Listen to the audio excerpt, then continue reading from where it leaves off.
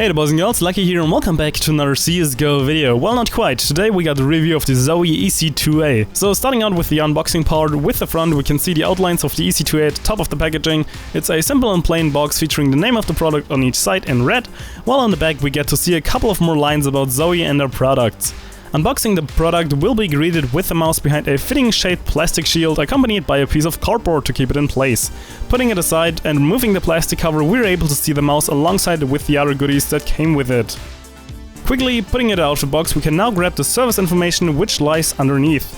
It thanks us for buying the Ec2-a and hints us towards the Zowie page. And there's nothing really at the back right here.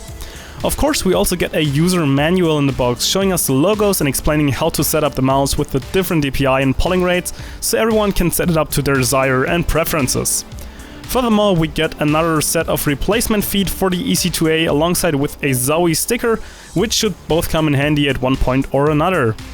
The cable is held in place by our typical PC gear keeper thingy. No, seriously, what are these things called? Well, anyhow, getting a close-up of the cable, we get to see the Zowie logo as well as a gold-plated USB connector for optimal connection rates. Moving on is pretty much my only complaint, and that would be that the cable was tied up too much and too tight, so we have those, those ugly marks on the cable right now. Not too bothering, but I think some people would like to know that.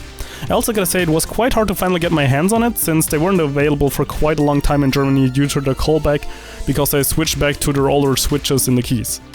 Well, before we get into my opinion and experience with the mouse, I want to quickly show the dimensions of my hand in the Ec2-a to give you guys an idea and basically how it will fit your hand. By the way, I'm playing full-on palm grip, just letting you guys know. Taking another closer look at it, we can see the Ec2-a has a shape similar to the old Intellimise from back in the days. It offers slight curves on each side as well as a hump at the back, of course, to make holding it more comfortable. At the bottom we are able to spot the DPI switch, which offers us 400, 800, 1600 and 3200 DPI, all through the top of the line a Vago 3310 sensor. It is also important to mention that the mouse is plug and play and doesn't offer any software at all, hence being directed at competitive gamers taking their place very seriously. The scroll wheel has been changed to 16 steps instead of 24 steps and now feels a lot like my Death Adder Chroma now. Side buttons are still very weak and offer few tactile feedback, basically like the old Death Adders from back in the days.